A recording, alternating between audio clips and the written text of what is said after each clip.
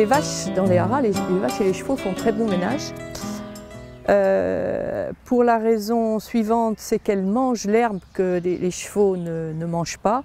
En fait, elles mangent la grande herbe, qui est un peu dure pour les chevaux. Et puis, elles apportent un amendement, c'est-à-dire qu'elles fertilisent les paddocks. Alors, nous, au haras, on n'a pas de troupeau de vaches à nous, mais on a la chance d'avoir un voisin qui nous met un nombre de vaches qu'on détermine en début de saison.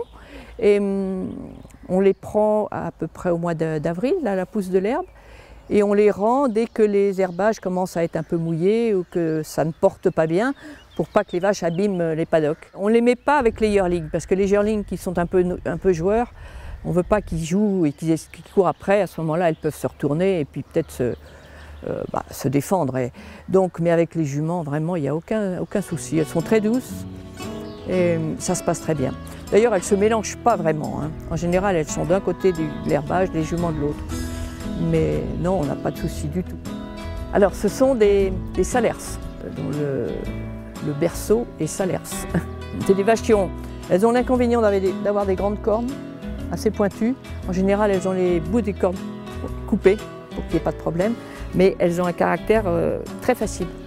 Avoir des vaches dans un haras, oui, c'est pas uniquement pour manger l'herbe, pour que ça soit qu'on ait moins à faucher ou à broyer, mais c'est vraiment parce qu'elles apportent avec leur bouse, leur déjection, elles apportent un amendement qui est très important et qui est très bénéfique pour la terre.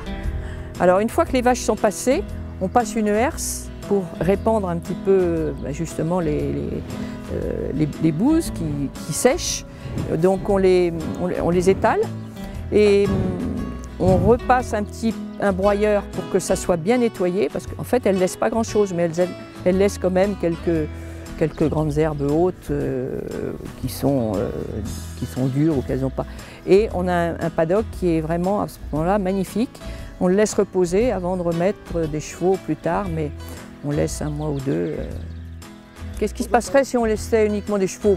Alors il faut broyer beaucoup plus et il faut mettre plus d'engrais. Là c'est du super bio. Je ne dis pas qu'on ne met pas un petit peu d'engrais aussi, mais on ne met que des engrais bio.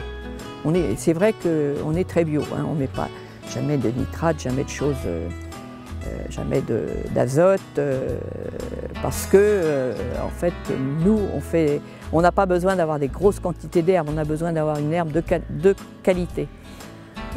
Donc c'est vrai qu'on est bio dans nos amendements et on est bio parce que aussi on apporte l'amendement des bovins.